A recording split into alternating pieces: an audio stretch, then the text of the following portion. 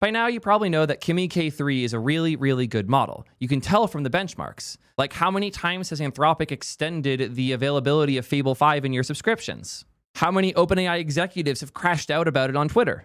Or my personal favorite, how many assistants to the US president have also crashed out and made accusations towards K3? It's looking more and more like they're going to try and ban these open weight models from China, which is insane for a bunch of reasons that we will be talking about. This model just got some real good numbers, beating out even things like DeepSeek R1 back in the day. I can't remember the last time a model caused this much chaos in the ecosystem, even more so than things like the original Mythos announcement. The real benchmarks show that Kimi K3 is more than competitive. It's actually better than the frontier models at certain things. But importantly, it has caught up to the point where the labs are scared. There are some real concerns to be discussed here, like what happens when an open weight model can pwn most software and you don't have anything restricting that. But there's also some absolute nonsense, like these inane comments about distillation that are obviously not the case. I'm also going to get a little conspiratorial with this one, in particular around Anthropic's continual delay of Opus 5, as well as the delayed of removing Fable from the plans, because I have a feeling I know what's up. I can already tell I'm going to be accused of being a paid shill for China, but I just need you guys to know I'm not paid by China or by any of the labs. In fact, the only people paying me today are our sponsor. If I learned anything in my time at Twitch, it's that getting video right is really, really hard. When I tried building my own video services after leaving, I struggled a ton until I discovered today's sponsor, Mux. What Vercel is to the web, Mux is to video. They have everything you need, whether you're working on a small side project or a giant blitz-scaled enterprise app. I did a real quick test to see if agents can use Mux, and not only can they use Mux, they actually found bugs in Lakebed when I built this demo app. It's insane how powerful the platform is. I just uploaded this video in real time that is relatively high resolution. Not only are they going to make this work in my app with all of their processing handled, they're also going to re-encode this at different resolutions to make it play back more reasonably for more devices, all using their player code too. Hey, I'm Theo. Come to my panel on...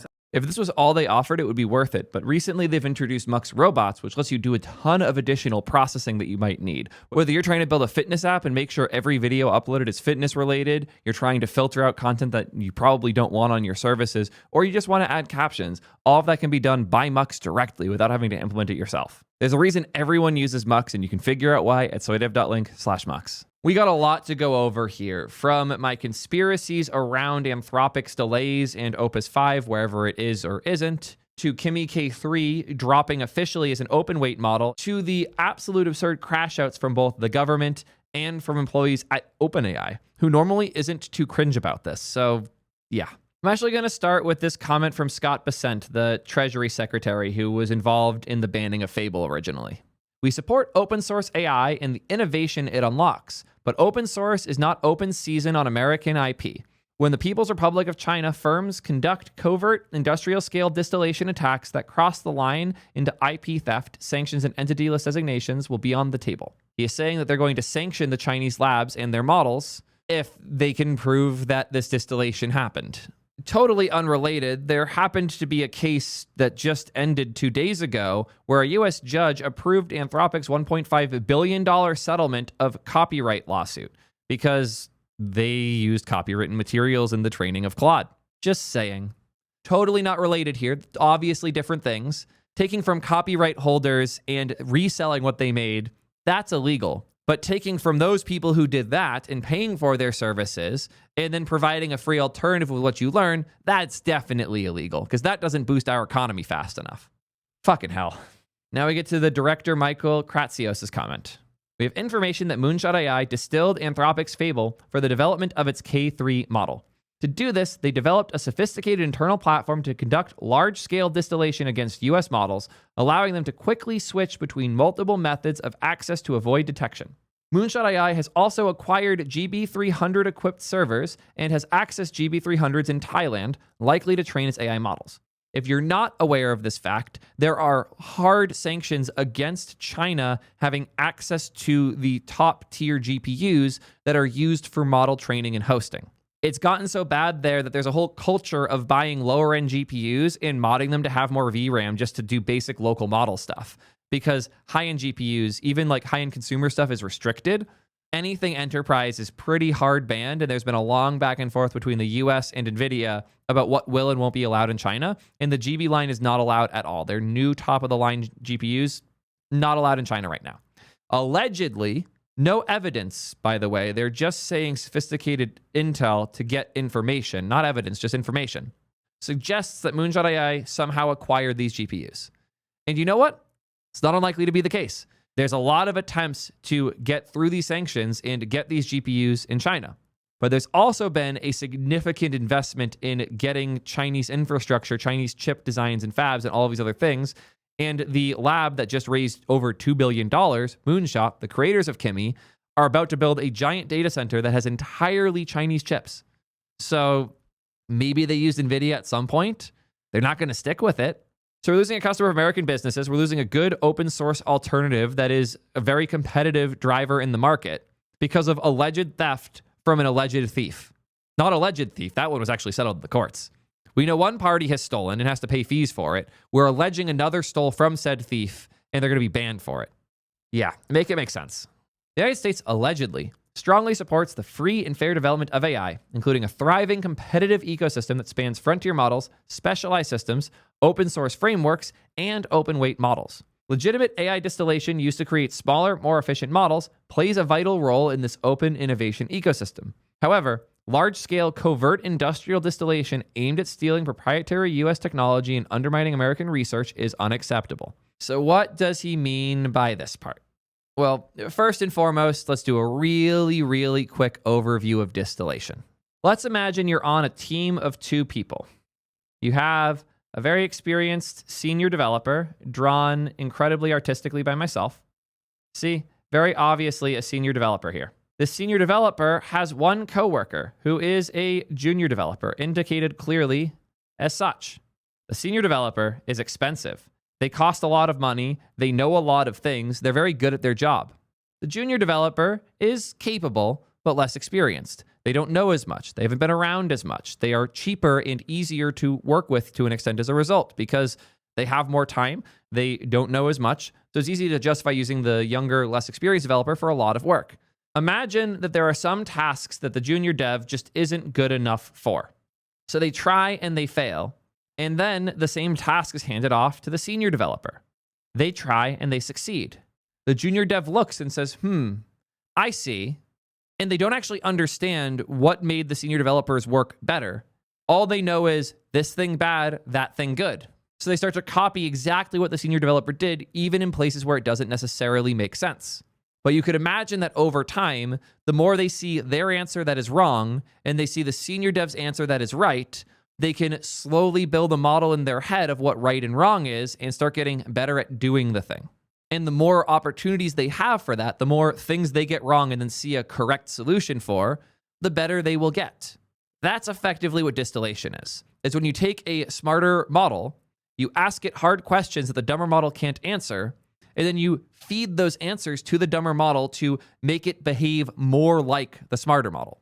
And this is already a thing we do as humans. When you join a team with really experienced developers, you don't know as much. You might have a few things you're better at than them, which is actually a really useful thing, but you don't know everything that they do. And if they have more experience and more time, they can show you things that you don't understand yet, and slowly you'll be able to act more and more like them. This is an official technique that is used by the major labs for training. When Anthropic makes a really good model like Mythos, Fable, whatever you want to call it, they are the same model, by the way. Stop getting confused with that. When a lab makes a model like Mythos, and they want the awesome new behaviors and capabilities to be available for cheaper, they don't go to Mythos and start lobbing chunks off. No one's going to the senior developer and saying, you cost too much money. Let's just chop your arm off. No one's ever going to make the senior dev cheaper. That's not going to happen. Okay, maybe AI will, but that's an aside. What you do is you take the things that make the senior developer so valuable and you try to get the cheaper model to embody some of those behaviors. This is why Sonnet 5, despite being really small, somewhat cheap, and really fucking stupid, is capable of doing some of the orchestration tasks that used to just be Mythos. At orchestration, Sonnet is better than the current top-tier Opus model because Opus 4.8 was trained before they had all of this data and a model that was capable this way. Sonnet was retrained using the data that they got from Mythos to make it act more that way. It didn't get as much of the knowledge as I was hoping it would, but it got a lot of the behavior, which is actually a very good thing. But if you're just taking all of these histories and all of these things that the big expensive model did and throwing them at the cheaper one until it gets better, there's nothing preventing others from doing the same. For example, a company like Cursor. God, it's hard to believe this is just 2 months ago. In May of this year, Cursor put out Composer 2.5, which was a new model that was meaningfully better than their previous Composer 2, that was surprisingly good at real-world dev tasks. Compared to other models at the time, it was neck and neck with Opus 4.7 and meaningfully behind 5.5, but not that far behind. It was also ahead of 5.5 in some benches like SAB Bench Multilingual. It was a pretty damn good model, especially for the price. And the way they did this, spoiler, was retraining Kimi using their own pipelines and, importantly, their own code data. They improved Composer by scaling training, generating more complex RL environments, and introducing new learning methods. Yes, again, they found ways using their data, their GPUs, their teams to take this existing model and beat enough code info into it that it could become way smarter. And the craziest thing here is the compute cost. Since they based the model on Kimi K2.5, which was based on Kimi K2, they got estimates for how much compute it took to do both of those, and then compared that to their additional compute they used for this RL and training that they did on top of it, and they ended up doing significantly more overall. Of all the compute that went into Composer, 15% of it was from Moonshot training Kimi, and the other 85% was them doing post-training on it after. They also call out that they're currently working on a new model with SpaceX AI, which Cursor is now part of, that's going to use 10 times more total compute to train, but it's going to be a from-scratch model, not based on Kimi going forward. Although if they were basing it on K3, they could have done some pretty crazy shit. The point I'm trying to make bringing this up is that using code data and high-end RL pipelines lets you make a model perform significantly better at specific tasks like coding. A lot of their work wasn't just using the existing data, though. It was creating environments where they could give better feedback to the model as it learned to behave more like these high-end expensive models. And there are some cool training techniques in here that they documented, by the way. I read this when the model came out. It's really good. Check out that video if you're curious about the details. Just cool stuff overall. The point I'm trying to make here is that Cursor didn't have a model that was way smarter like Anthropic does. But they were, at a time, over 60% of Anthropic's total revenue because they were doing so much inference on Anthropic. It's less now, but it's still a lot. They have so much Fable usage going through Cursor that they can use as a reference. It's a pretty good advantage of being an American company, right? You can use the American models and you can get all this awesome data and then use it to RL a model like Kimi to be useful and cheaper for your use case. I hope we can all agree that a business doing distillation from their own smart thing to a dumber thing is acceptable and totally within what we would expect. It's a little more on the line that a company would pay a company like Anthropic for their services, that Cursor would pay Anthropic to use their model to do things, and then use what they got out of that to distill a new model that is similarly capable for cheaper. That is more questionable, but I would argue totally fair and reasonable. They are paying for the outputs, and then they're using the outputs. But now we get the question of these Chinese companies. Because if you didn't know this, China is not allowed to use Fable. They're not allowed to use the highest end models from Anthropic. And there have been a ton of genuine attempts to circumvent this. I know people who don't actually use Claude Code through the official subscription. They are paying some sketchy service that is using an API inside of Claude Code that they're paying way less money for, that is still using the Fable models that they are aggregating some other sketchy way so they can monitor all the inputs and outputs and use those for training. It is missing a lot of the data they need. Like, it doesn't have reasoning traces because Anthropic doesn't serve those. Cursor didn't have them either, and they were able to work around that, so it's workable, but a lot of the things the model does that are in the reasoning trace just cannot be distilled. You are just distilling from the outputs. Similar to a developer here, if you have the senior dev who solved a hard problem and all you can see is the code, it's a little harder to learn how it wrote the code. But if that developer tells you how they were thinking and all the things they did to write the code, it's a lot easier to learn from them. I would argue, and I hope you guys can largely agree with me, that reading and consuming information in order to better your intelligence is totally fair and reasonable and, if anything, based. That if I pay for a book and I learn things from the book and then I get a job because of knowledge I gained from the book, that's fair. To go a step further, if I paid an employee to work on something for me, and from the work they did, I learned how they worked and I got better at doing the work myself, and I then used that knowledge to go get a job, totally fair, based, acceptable. If I paid a company to do something for me and I learned from it, and then I kick out the company and do it myself from what I learned, also fair, based, acceptable. But now we're into interesting territory here. Now we're talking about knowledge that was not supposed to be accessible by the Chinese labs, used to make the model smarter.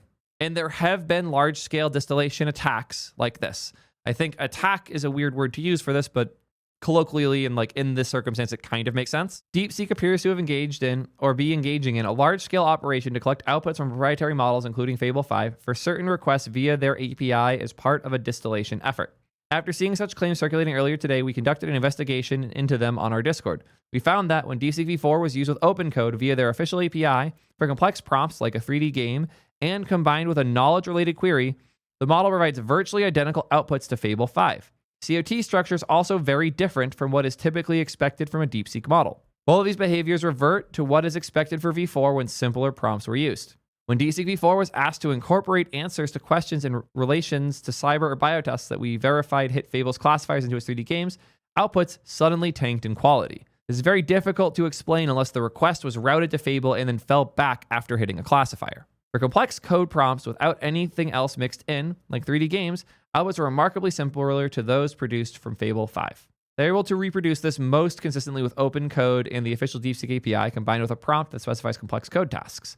DeepSeek has continued to modify their routing system since, and we've observed changes in behavior and chain of thought styles compared to those seen previously. Yeah, the labs, again, are trying to do the thing I showed earlier, which is if you ask the junior dev for a thing and they suck, you forward it to the fancy thing, the smarter, more expensive thing, and then collect those results so you can train the cheap, dumb person to eventually do it in the future. So to summarize, distillation is a way to take behaviors and capabilities of more capable things and distill them into a cheaper, less capable thing. It is used genuinely, consistently by all of the labs in order to take their best models and get better performance out of the cheaper ones. And there is genuine attempts to get more data from Fable 5 by these labs in order to use to train the models better. Mind you, the labs that stole a bunch of books and had to pay over $1 billion in settlements around doing that as well. But you get the point. Even if they are distilling, it could be argued how much it matters. And it's an interesting conversation to have, but a lot of people are skipping steps, like our friends in the government. Thankfully, after Michael Kratsios wrote this questionable post, he got flamed in the replies. I don't remember letting Anthropic scrape my GitHub profile as well as all of my online writing. Stop this, bro. Embarrassing. Anthropic stole the internet to train their models. They had this coming, assuming it's true, which doesn't seem likely since you're providing no evidence and the timelines don't add up. Oh yeah, the timelines. Yeah, Fable went public on July 1st and K3 launched on July 15th. We trained a brand new frontier model in just 15 days. Guinness World Record stuff. Man, it would really be a shame if a bunch of legitimate Fable 5 usage was to just be made public so people could train on it. Like, I don't know, a gigantic data set with over 2 million traces from Fable that's currently available publicly on Hugging Face, entirely deduped. That would be really unfortunate. I bet Anthropic is working really hard to get Hugging Face shut down for hosting something that's going to destroy society. MIT license, by the way. Quick quote from Guillermo, the CEO of Vercel.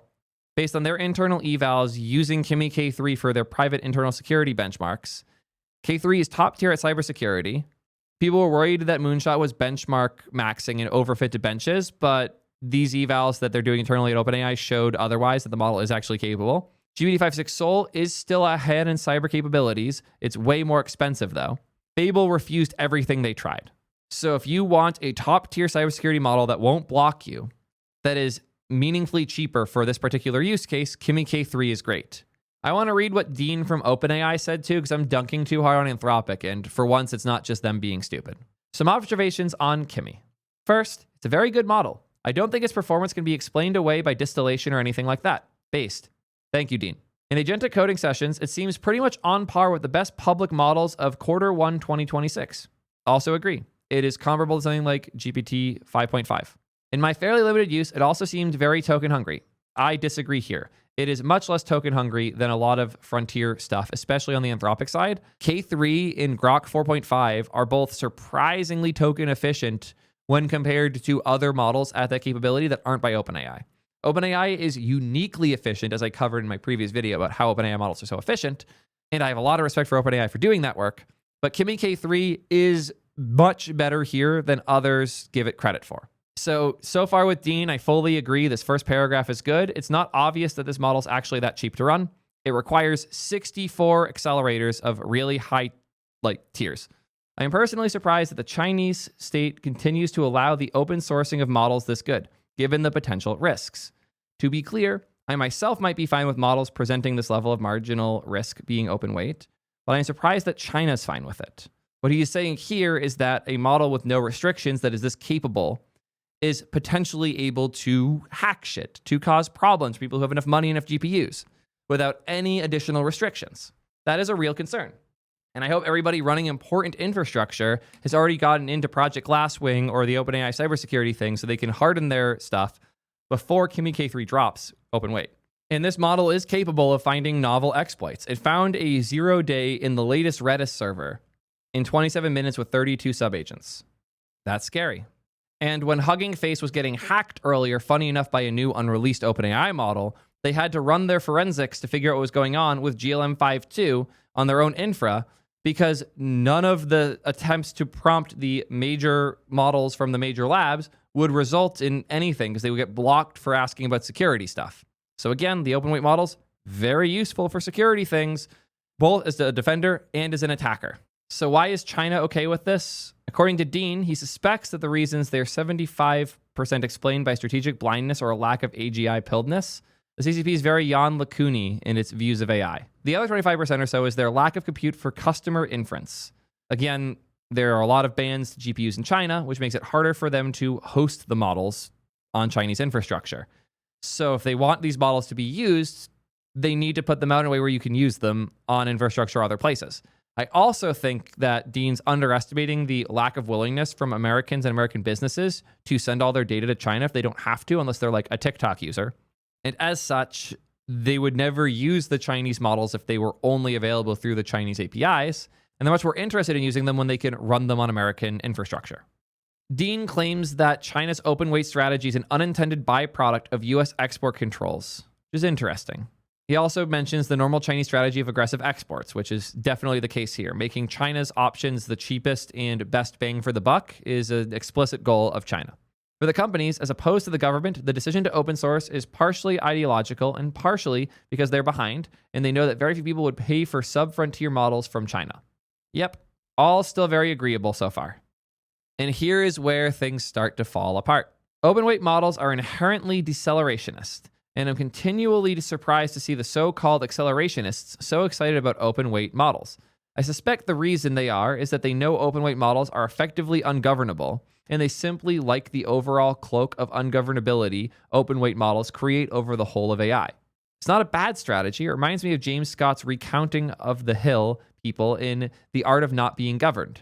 Still, in the end, open weight models deter further AI capex. He's saying that open weight models hurt the economics of the frontiers that are driving things forward, and if frontier labs get competed with well by open weight models, then the frontier won't be pushed because there's less incentive to develop on it. I see why people are really pissed at him now. And then he has his fourth point.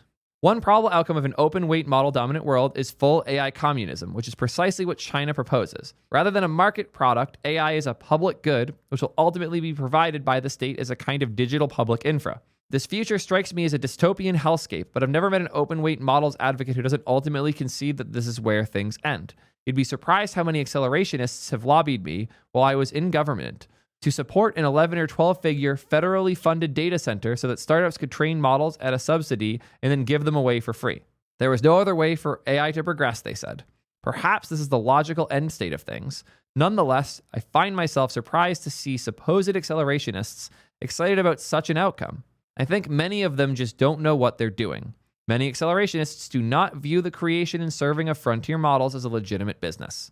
I'll let you guys share your thoughts below. Next point, that he would guess the Trump admin will at some point realize their best strategy here is to create large amounts of regulatory risk around the use of open weight Chinese models.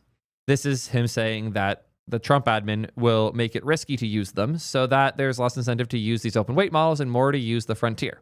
I would really hate for the only reason closed source wins to be the government. Personally, I think that is silly. If the government prevents open source from winning, that feels really anti-freedom and anti-free and fair markets, but yeah, this does not seem to be like an admin that cares a lot about free markets. You don't need to ban open source, which is one of the dumber motifs of AI policy discussion. You just need to direct every agency to issue soft law that creates fear, uncertainty, and doubt. Quote, a Federal Reserve advisory bulletin found that there may be backdoors in Chinese AI models.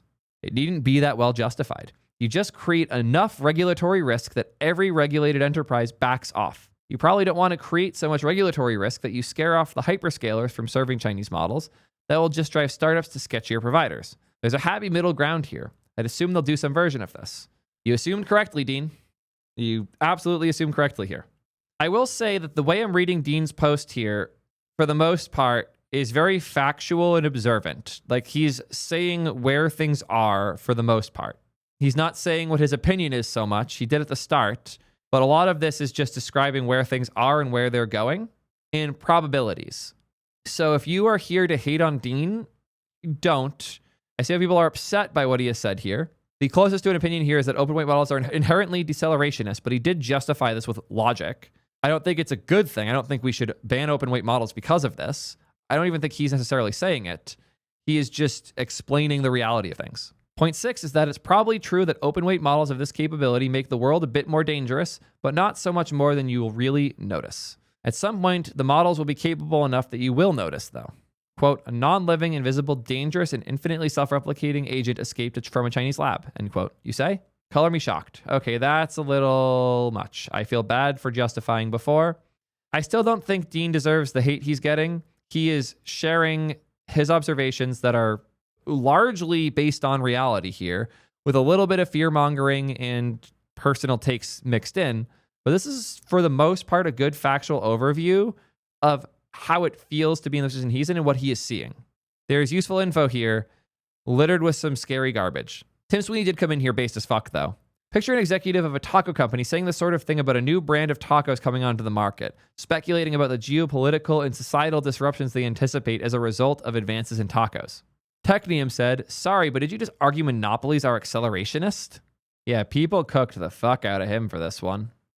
The simplest thing I can say is that I'm tired of living in unprecedented times, but it is also really cool. Like, this model is great, and it's clearly not just from distillation that it's good, and I'm thankful for Dean for jumping on that point in particular, because there are things K3 does better than any of the frontier models. It's way better at 3D. And it's also worth noting that Kimi K3 still isn't meaningfully cheaper for most work than the frontier models are. In order for China to catch up, they've had to scale up. In order to scale up, they've had to charge more. So we'll see where this all goes.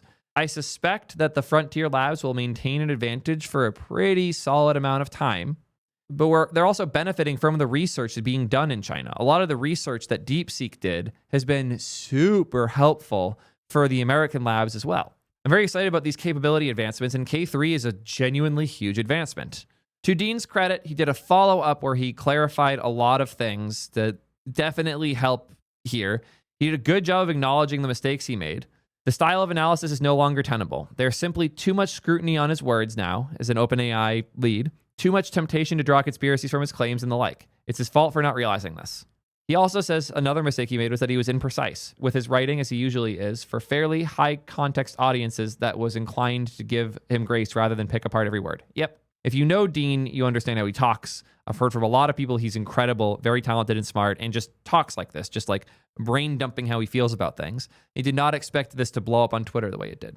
He should not have said, for instance, that open weight models are unqualifiedly decelerationist. He doesn't actually believe that. He only believes specifically that open weight models are decelerating capex spending on the margin, which is straightforwardly true. He did not say it was decelerationist for any other reason than that. That's the only way in which he thinks open weight AI is inherently decelerationist, though it is in a big way. In many other ways, open weight AI is profoundly accelerationist. He does call out the severity of the security concerns, though. The day may come where frontier AI really is too dangerous to open source. If so, that will be a sad day, but we're not there yet. Today's models are not sufficiently useful or dangerous to justify such a drastic shift in public policy. Follows up with, I think it's pretty clear that we're approaching the point that he described in that quote from himself 2 years ago. The point where, absent a major technical safety breakthrough, the national security implications of frontier open weight model distribution are simply too severe. He doesn't think we're there yet, as he said in his original piece, but the direction of travel is clear, and as an analyst, he must be honest about it. Governments will realize these risks eventually, and when they do, they will have much lower risk tolerance than he does writing this. We've seen this today with the Trump admin, which once proudly championed open source AI and now has a de facto licensing regime for frontier AI that I suspect will make it a challenge, if they still end up enforcing it, to release the weights of models of the Mythos tier. Every government will be safetiest once they understand themselves to be in the foxhole. You don't have to like this. Dean doesn't. But the reality is he sees it, and what he's always tried to do with his writing is describe reality as he sees it, even if it's inconvenient to him and his preferences. Yep, that's what I thought he was doing. Again, respect for him. Questionable wording at points. I think this is a very good response, good clarification. I lean pro Dean still. He's observing things and sharing his observations, even if they hurt. To be extraordinarily clear here, because people were being stupid about it online, Kimi K3 isn't actually cheaper than GPT-5.6 for a lot of real-world work because Kimi K3 isn't as token efficient. It doesn't matter that tokens are half the price if you do twice as many of them. 2x the token usage of an OpenAI model still puts you very low in the chart, to be clear, but it's still a lot more tokens, so it still comes out to a similar cost on a given task. Oh, apparently Kimi K3 does do grug speak like OpenAI does. We need answer. User asks, which model are you? System identity says Kimi K3. AI agent developed by Moonshot. Need final concise. Oh shit. Need final concise is a specific reasoning trace that I have seen leaked out of OpenAI models. That is really funny, actually. Okay, so it looks like they are starting to copy some of those things, which is why it's as efficient as it is, but it's still not as efficient as OpenAI. And for a lot of real-world work, Kimi K3 ends up more expensive, but since it uses 2 times as many tokens and it's half the speed, tasks take 4 times longer on the official APIs right now. That might improve. I actually have a running bet with the founder and CEO of Hugging Face that I don't think it'll be better than more than 20% cost improvement over the next few months. He disagrees. We'll see where it goes. But I don't think this model is the best price to performance when compared to something from OpenAI. It's still really good. It's an unbelievable model. In fact, this is a thing you can download and run yourself that is this powerful, is unfathomably cool and based. But the reason to use it is to get around restrictions from the Frontier Labs or its handful of unique capabilities, especially once you can officially download it from Hugging Face. But at this point in time, cost efficiency when compared to 5.6 is not a great reason to use this model. But it's also worth noting that Google, a company that has trillions of dollars to piss into AI, is currently sitting in 7th place of all of the labs for its model capabilities. Meta climbed to 6th place, Google is in 7th, and we have Kimi in 3rd and GLM-5.2 in 5th. That is 2 separate open weight models that have surpassed what 2 of the most valuable companies in America can do. We were to just have sat on our hands, pretending nothing was going on, and let Google and Meta use their trillions to win, nothing valuable would be happening. So I am thankful for these open weight models from these Chinese labs for continuing to push the frontier to get further and further ahead, because without them, things would not progress. And if I'm honestly speaking, and I had to pick what model I was using for code today, Fable would be number 1, 5.6 Sol would be number 2, and I would be hard stretch between Kimi K3 and Grok 4.5, depending on what I'm doing for 3. Especially if I could have Kimi K3 at faster speeds, I would genuinely use it for a ton of real shit. It is a great model capable of great things, and we're going to see some not so great stuff from the American labs as a result. I did promise conspiracies though, so let me do that. Remember earlier I mentioned that Anthropic kept delaying the removal of Fable from the subscriptions until they ultimately decided to just leave it in for the max $100 and $200 tiers? I have a feeling I know why. I think Anthropic was trying to distill Opus 5 on top of Fable in order to make something cheaper and easier for them to serve with good enough capabilities to keep people happy. I don't think the results were as good as they were hoping for. In fact, my honest guess is that Opus 5 benched behind Kimi K3, and that scared them because they didn't want to tell people, don't worry that we're taking away your really expensive, super fancy capable model because you have this new thing, Opus 5, that's almost as good. And then we would look at the benches and say, it's not even as good as Kimi K3. What the fuck, guys? And I think this has resulted in Opus 5 being delayed multiple times as they try to refine it to make it bench better and look like less bad of a deal.